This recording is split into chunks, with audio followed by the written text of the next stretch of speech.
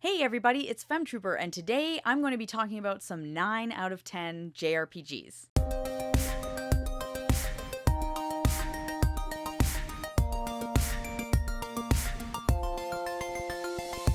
This is a topic that I have been wanting to do for a long time because these are games that are so close to being perfect for me, but just didn't make the cut. They're just not a 10 out of 10. They are definitely not mid. And they're definitely not like hate. They're not a 1 out of 10. I love these games. I love them. So please know that. I want to make that a full disclosure. Also, they're my opinions. These might be 10 out of 10s for you. You might think these suck, whatever. These are my 9 out of 10 games. They're games that are just so close to being perfect, but for whatever reason, maybe there was 1 or 2 aspects that just, I didn't love. So then they just brought it down a little. And so let's get into 9 out of 10 JRPGs. Of course, before we get into the video, please click like, subscribe, and let me know what your 9 out of 10 JRPGs are. Let's start the video off with a fan favorite, one that a lot of people love, and it was one that I actually played for the first time last year. I had never played the original, and I loved it. It's great. It's one of my favorite Switch games, and that is Paper Mario: The Thousand-Year Door. This is a really great game, don't get me wrong. Visually, it's stunning. I love the combat. It has that, time-paced, like where you have to hit different buttons at certain times to give more damage. I really like that, kind of like Super Mario RPG. Really fun, and the worlds are so cool. You really do feel like you're going on an adventure, and there's different towns. You meet different characters and sidekicks all the time. It also has a great story, really good writing. It's witty, it's silly, you'll be laughing. And you know what? It was a little bit spooky. There's some cool Princess Peach parts where it was a little bit weird, and I liked that. And the main enemy isn't Bowser. Yay. That's always nice to see sometimes. I like Bowser, but give the dude a rest. It'd be nice to see some more villains here. So great game. Why is it a 9 out of 10 for me? It's a 9 out of 10 because it has some pretty slow pacing sometimes. This game can be a little slow where you think, holy smokes, I've been in this area a long time. Or you have to do a lot of backtracking. And I felt like with a remake, the backtracking could have been removed easily. Like, you've gone all this way, and then, you beat the boss at the end of a dungeon, you're ready to go back, blah, blah, blah. But instead of there just being like a warp to the exit or a cutscene that just leads you back, no, you have to walk all the way back. I just felt like that was unnecessary. That's like a quality of life thing that in 2025, ain't nobody got time for that. I don't. So, really annoying, but great game other than that. My next pick might ruffle some feathers, and that's okay because, again, I love this game. It's one of my favorite JRPGs. In fact, most of these are my favorites, so they're just not perfect for me. And that is Final Fantasy VII Rebirth. I think the first one is a 10 out of 10. It's a 10 out of 10 for me because I just like the linearity of it a little bit more. This game had a few things in it that I just wasn't as in love with. So Final Fantasy VII Rebirth is a lesson for everyone in how character development should be done. It is so good. This has a wonderful story. I was crying in this. I was laughing. I was gasping. I was shocked. It's great. This is phenomenal stuff here. So I just want to make that very clear. I love this game. It's one of my favorite JRPGs of all time. I just happen to like Final Fantasy VII Remake a little bit more. The reason is this one had a few things that I just wasn't as keen on. So those things are mini games. A lot of people like that. I wasn't into the mini games. I did not care to play the card game ever. I didn't want to do some of the mini games in Costa del Sol. It's not really my thing. And sometimes when mini games are forced on me, pass. I really don't like that. If I have to do a mini game thing to get to a next area, I'm kind of cranky about that. So that brought it down just a notch. The other thing that brought this down just a little bit is something that makes most games actually, amazing for people. It's just a personal taste thing. I don't like huge open worlds. So the fact that this game was it's open now, you can go wherever, I find it overwhelming. I just find it a little bit daunting. And for me, it's yeah, I get it. There's a marker on the map. I still can be as linear as I can and just go from A to B. Yes, you can, and that's great. So yay.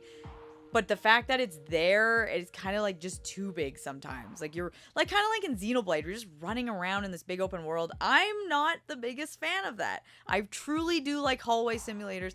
I like it when it's super linear. I like routes in Pokemon where you go A to B. You know, even a world map where it's like, well, there's this kingdom, just walk over here. I like that a little bit more. So the fact that this was just so open, it's like, I know you don't have to go over here or over there, but it's like, it's wanting you to, and I don't know. I get a little bit overwhelmed, and that's the reason it just brought it down just a notch for me. It's still great. Trust me, it's amazing.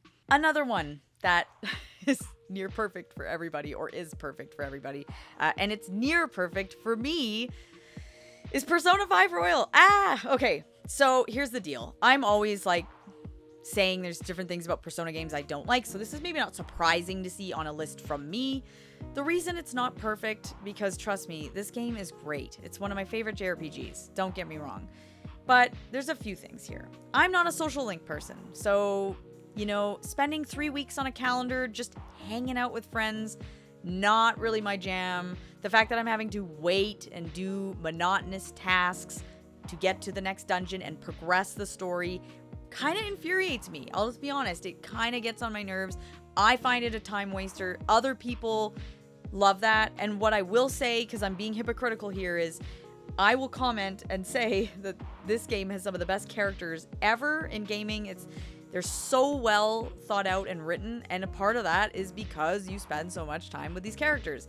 So that's where I'm like, because if we didn't spend all this time with the characters, then they wouldn't have, you know, the depth that they have. But then I'm like, I also hate it.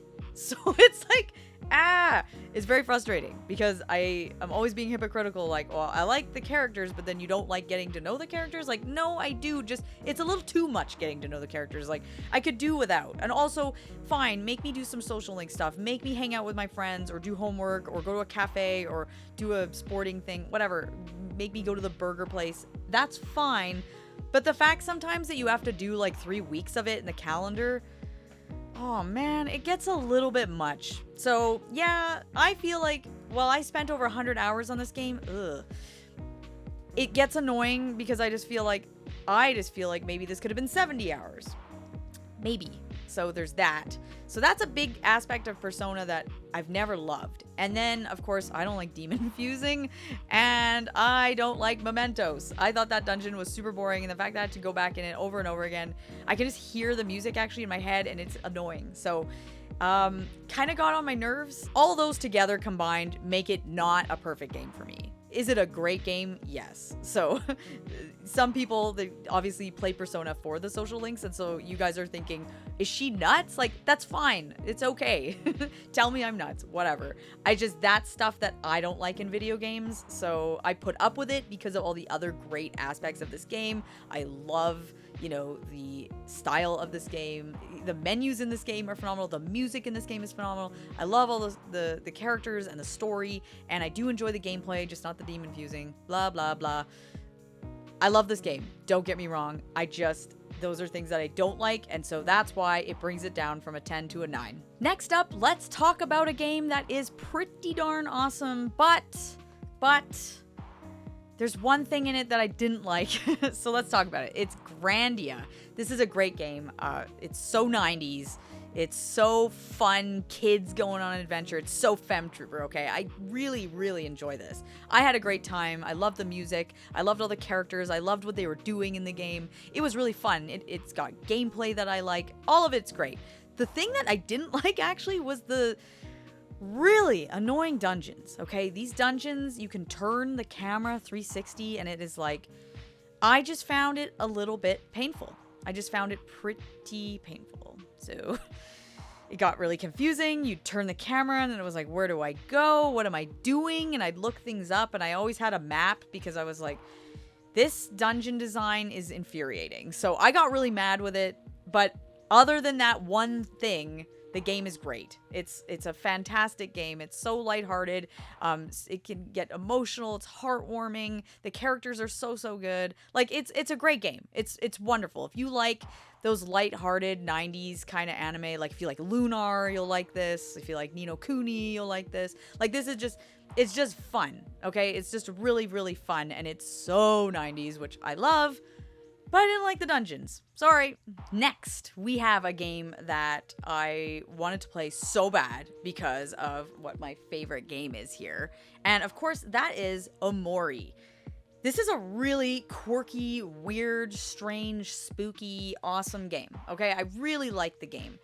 The reason it's not perfect for me is, well, a few things. Firstly, the game isn't as modern as you think it is. So yes, it's modern day kids in like, you know, modern day United States. It's cool. I love it. When you're in that world, you are walking down like, you know, the suburbs with like modern houses. There's a modern grocery store. There's a playground. Like you really feel like you're just walking around your neighborhood. I loved it. I love that. I just wanted more of that because there's a lot of areas and dungeons and places that you go in that aren't modern. They're more like a dream world kind of thing, which is great. And they were super creative and super cool. So don't get me wrong. They are wonderful. The problem was I just wanted more of the modern day. I wanted, you know, I wanted the town that we were in. I wanted to explore more of it. I wanted to go to other towns, but that's just not what this is. So I thought that's what maybe I was getting, and that's not what I was getting. So I'm letting you know that. And then the other thing was I just wasn't as into the story as I thought I would be. Like, it's really good, but it deals with mental illness, and which is definitely something that would trigger some people. So just know that before you play something like this or watch footage. It's very unsettling and dark and twisted, and deals with some pretty dark stuff. It looks cute and funny, but it is not. It is definitely not. It's very disturbing. And as much as I like dark, disturbing stuff, I just, with the mental illness thing, it just didn't get me. Like, I was just not, it's not a subject that I was like interested in, I guess. And so I wasn't like, it wasn't getting me emotionally the way it might with somebody else. So for me, I just was like, yeah, okay, I wanted maybe a different type of story, and then I just wanted more modern day. So yeah, it's very cool, and the battle system super cool. Instead of like weaknesses, like, you know, with types, like Pokemon, you have like fire, water, whatever. This is like emotions, like very weird, cool, creative. So props for the creators. This is a wonderful game. I highly recommend it. It is very interesting. It's just, I wanted more Earthbound stuff from it. I know that's terrible. Not everything's going to be a complete copy of Earthbound. But the fact that we don't have that many modern day games, I'm like, I don't know. Come on, more. So yeah, I wanted less of the dream world stuff and more of the modern day, and I didn't get that. So it just brings it down just a tad for me. And lastly, we have a game that is very not my style, but I really like it. And that is Blue Reflection Second Light. This is a really cool game. I really enjoy the first one. I think you should play it before you play this one. So that's just my opinion. I think you get more out of the second if you do it. It's not 100% required, but I really do think you'll get just a better experience if you play the first one. This is a better game. It's way longer, actually, but it is way better. They improved upon everything. The combat's better. The music's better. The dungeon design is like a million times better. It's actually really quite good in this. The reason that it just brings it down to a 9 for me and it's not perfect is, well, there's social link stuff. And there are things where, like, you gotta just hang out with your friends for a little bit. And I just found that, like, annoying. You're going from one main story part to the next main story part, and instead of, like, that just happening naturally and flowing, it's like, okay, now I need to, like, hang out with friends. And they were, like, weird, like, date sequences where it's, like, all these girls where you just be like, go and sit on a bench with one of them and talk. And I thought, if there's something really important about that character, tell me in a cutscene. Make it really apparent. I want to know. That's cool. But just like talking to people, doing stuff, walking on the beach, like, it was kind of like, it gets a little bit bland for me and it feels forced. So I'm not a huge fan of that. And there is crafting in this game, and I'm not really into that either. So there's that. But other than that, the game is really, really good. I quite enjoy Blue Reflection. So trust me, these are cool games. They're very fan servicey. They're pretty weeby. I like that personally. I think it's funny. I really like this game, and it was very interesting. I was like actually like wanting to know what was going to go on. Like the dungeons were cool. Like I was really invested. I just sometimes the like annoying date sequences where I have to just talk to these girls, and it's like, well, I'll talk to her this time. Like it felt annoying. Like I don't want to. That's just me, but I just find it boring. I don't want to just talk to people and playing a video game. I find it a little bit, okay. So that's my thing with Blue Reflection 2. But other than that, like, this game is great and also looks really nice. I love the modern day setting. I know it's not really modern day. It is. It's modern day characters in a weird place that you're not sure what it is. It's cool. Very neat. I really like this. I love the magical girl thing with all their powers. It's fun. I want more of this. We need more magical girl like JRPGs, please. But yeah, just the whole like crafting social link thing brings it down just a little bit because I find that just a bit boring. But it's a great game. I always recommend this, and I don't see it being talked about that often. So here I am again talking about Blue Reflection Second Light. So those are my 9 out of 10 JRPGs. I definitely can do a second list, I'm sure, in the future. So let's see how that goes, because I do have other games that I love. They're just not 100% perfect for me, and I know you guys do too. So I want to know in the comments what JRPGs are pretty much near perfect, but maybe there's one thing that's bringing it down for you. Let me know in the comments below. And of course, I will see you guys in my next video.